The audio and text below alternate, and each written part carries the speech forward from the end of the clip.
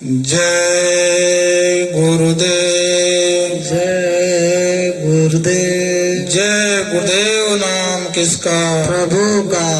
बाबा जय गुरुदेव जी महाराज का कहना है, शाकाहारी रहना है। हाथ जोड़कर विनय हमारी हो जाए सब शाकाहारी। जय गुरुदेव। जय गुरुदेव।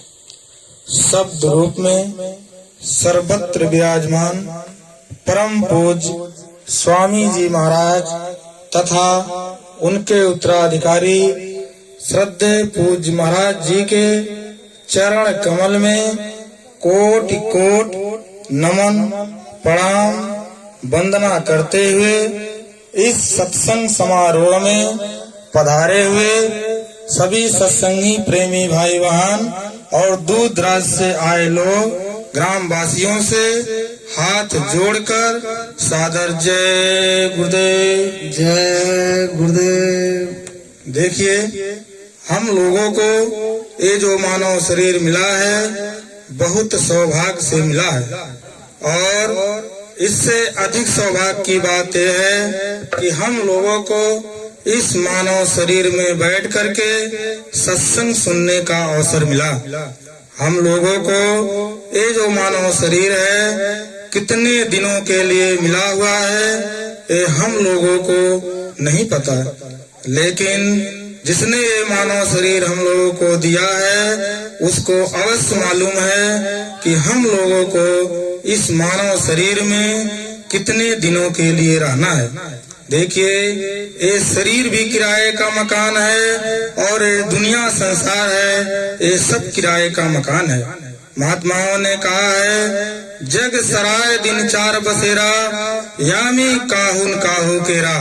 ये जो दुनिया है एक मुसाफिर खाना है। जिस प्रकार से हम लोग किसी मुसाफिर खाने में जाते हैं तो एक दिन दो दिन रहते हैं, फिर अपने घर को वापस लौट आते हैं। इसी प्रकार से ये जो दुनिया है ये सराय खाना है। ये धरती जो है, ये खेत बाड़ी जो है, घर मकान जो है हम लोग अपना कहते हैं, लेकिन हमसे पहले भी कितने लोग अपना कहते कहते चले गए। इसी प्रकार से हम लोगों को भी एक दिन छोड़ के चला जाना है। इसी प्रकार से ये जो शरीर मिला हुआ है ये भी किराए का मकान है, क्योंकि इस शरीर में हम लोगों को 30, 40, 50, 80, 90, 100 साल से अधिक हम लोग इस शरीर में रहने नहीं पाएंगे, क्योंकि ये शरीर किराए का मकान है। जितने दिनों के लिए उस मालिक ने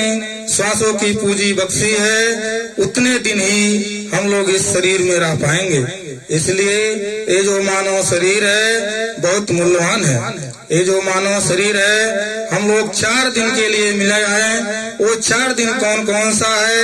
देखिए, एक होता है शिशु अवस्था, एक होता है बाल अवस्था, दूसरा होता है युवा अवस्था और चौथा होता है बूढ़े अवस्था। तो शिशु अवस्था हम लोगों को खेलने कूदने बीत जाता है, और बाल अवस्था आता है तो पढ़ने लिखने में व्यतीत हो जाता है, और युवा अवस्था आता है तो शादी ब्याह घर गृहस्थी कमाने धमाने में व्यतीत हो जाता है।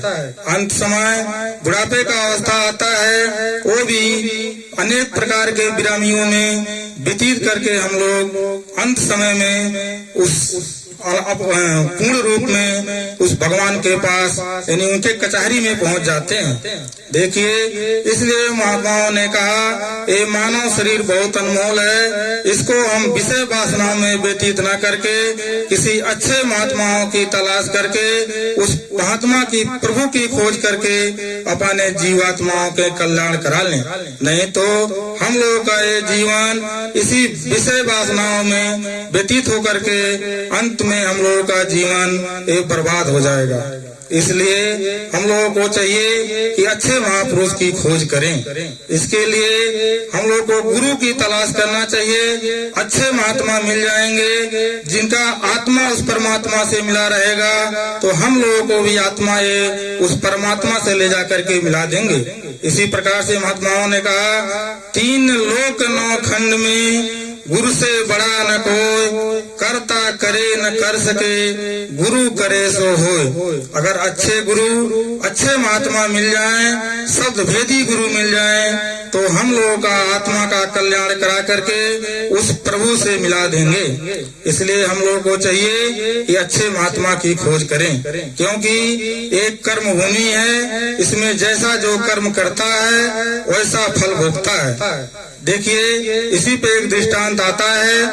एक बार शंकर और पार्वती रास्ते से चले जा रहे थे, तो रास्ते में एक नदी पड़ा और उस नदी के किनारे में एक मछुआरा उसी नदी में मछली मार रहा था। तो वहाँ से मछली मार करके उसी बालू के रेत में वो उठा करके फेंक रहा था, और वो जो बालू का रेत था वो पूरा घाम से पूरा गर्म होकर के वो पूरा गर्म हो रहा था।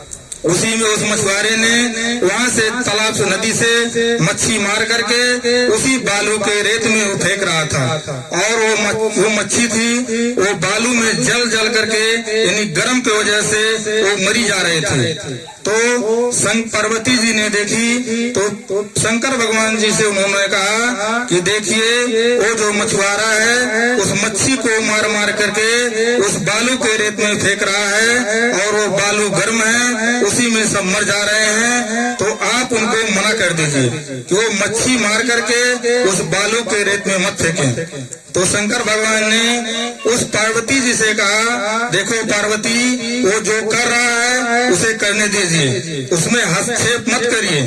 वो जो उसका कर्म है वो अपना काम कर रहा है, और तुम चलो।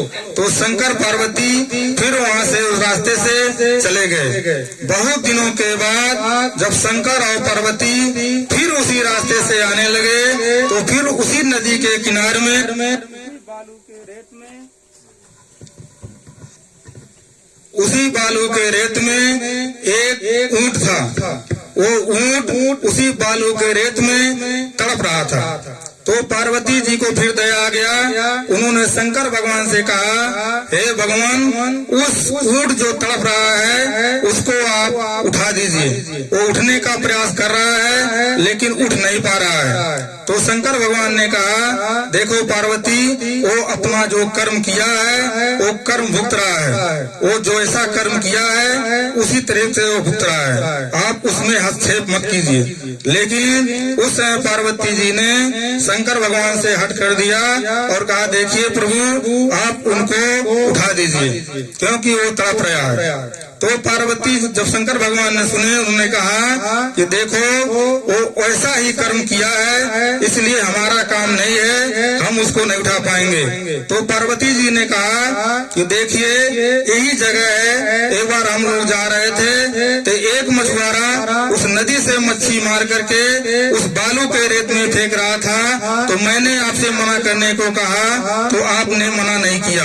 आपने कहा कि मेरा काम नहीं है। आज फिर वही जगह है, ये ऊंट तड़प रहा है और आप फिर वही कह रहे हैं मेरा काम नहीं है। तो बताइए आपका काम क्या है? तो उन्होंने कहा, देखो पार्वती, ये जैसा जैसा जो कर्म करता है उसी प्रकार से भुगता है। तो पार्वती जी ने कहा, ठीक है, अगर वो ऐसा ही कर्म किया है तो बताइए ऐसा कौन सा कर्म किया है जिसके वजह से वो तड़प रहा है। तब शंकर भगवान ने कहा, देखो पार्वती, ये वही मछुआरा है जो नदी से मच्छी मार करके इस बालू के रेत में फेंक रहा था और सारी मच्छियां तड़प तड़प के मर जा रही थी। आज उसी का फल है कि ये जो ऊंट है ये इस जमाने में ऊंट बना और उसी बालू के रेत में तड़प तड़प के मर रहा।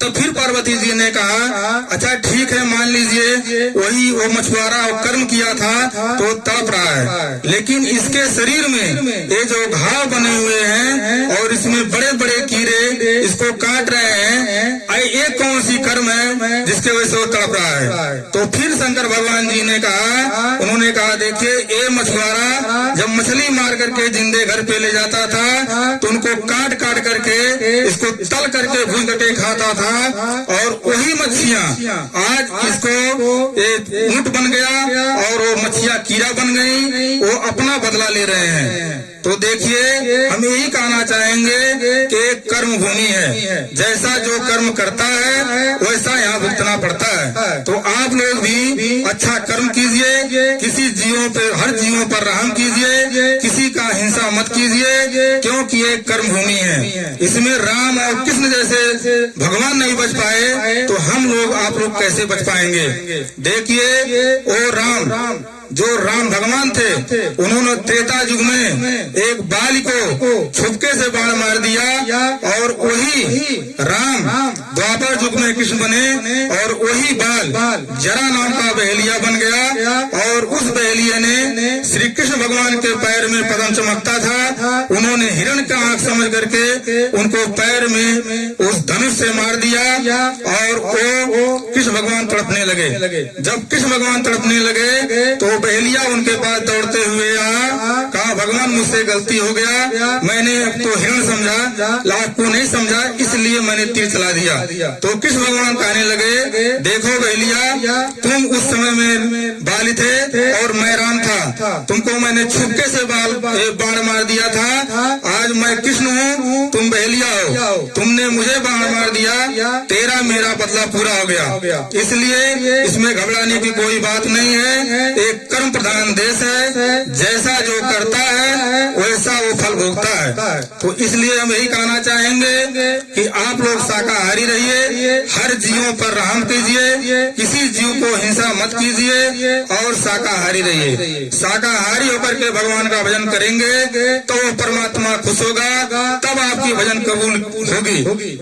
देखिए हम लोग एक मंदिर बनाते हैं जो ईंटे पत्थर का होता है, अपने हाथ से हम बनाते हैं, तो उसके कितने सफाई करते हैं, धोते हैं, सफा करते हैं, लिपाई पुताई करते हैं, उसमें अगरबत्ती कपूर जलाते हैं। लेकिन ये जो शरीर है उस परमात्मा के यानी भगवान का बनाया हुआ नर नारायणी मंदिर है, तो इसमें हम मांस की लोथड़ा डालते हैं, शराब डालते हैं और बीड़ी के धुएं सुलगाते हैं, तो बताइए परमात्मा कैसे खुश होगा। इसलिए हम यही कहना चाहेंगे कि ये जो नारायणी मंदिर है इसी में वो भगवान मिलता है, बाहर कहीं नहीं मिलता है। तो अगर इसी में भगवान मिलता है और इसमें हम कूड़े कचरे डालेंगे तो भगवान कभी इसमें प्राप्त नहीं होगा। इसलिए आप लोग शाकाहारी रहिए और उस भगवान का बराबर याद करते रहिए। और ये जो नर नारायणी शरीर है इसको आप स्वच्छ रहिए, जब इसको आप स्वच्छ रखेंगे तभी वो परमात्मा मिलेगा।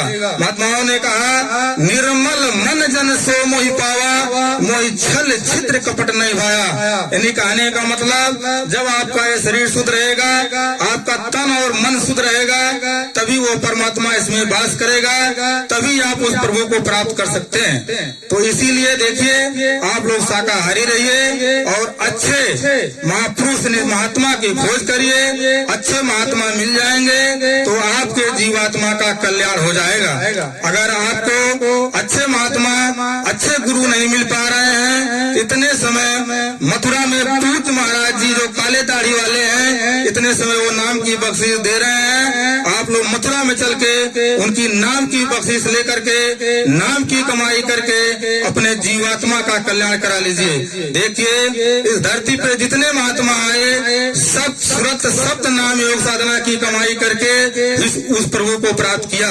देखिए कबीर जी आए, नानक आए, दादू दरिया, मियाबाई, साजोबाई, गोस्वामी जी, जितने भी महात्माओं ने आए सब सुरत नाम योग साधना की कमाई करके ही उस प्रभु को प्राप्त किया। तो हम लोग भी उस प्रभु को प्राप्त कर सकते हैं, लेकिन जब अच्छे महापुरुष मिल जाएंगे जिसका आत्मा उस परमात्मा से मिला रहेगा, ऐसा जब गुरु मिलेंगे तो हमारे आपका आत्मा को भी उस परमात्मा से मिला देंगे और हमारा आपका जीवन भी कल्याण कर देंगे।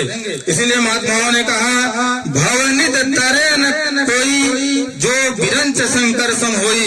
इस भवसागर से पार करने के लिए जब अच्छे महापुरुष मिलेंगे, सब दिग्वेदी गुरु मिलेंगे, तभी हम लोगों का आत्मा इस भवसागर यानी नरक और 84 जोनियों से छुटकारा पाकर के उस प्रभु में लीन हो पाएंगे। इसलिए देखिए समय अधिक हो गया है, अपने वाणी को हम विराम करना चाहते हैं। अगर हमारे कहने में कोई प्रकार की किसी को ठेस लगी होगी अथवा मुझसे कोई गलती हुआ होगा तो एक छोटा सा बच्चा समझ के माफ कर देंगे और प्रेम से मालिक का नाम लीजिए। जय गुरुदेव। जय गुरुदेव।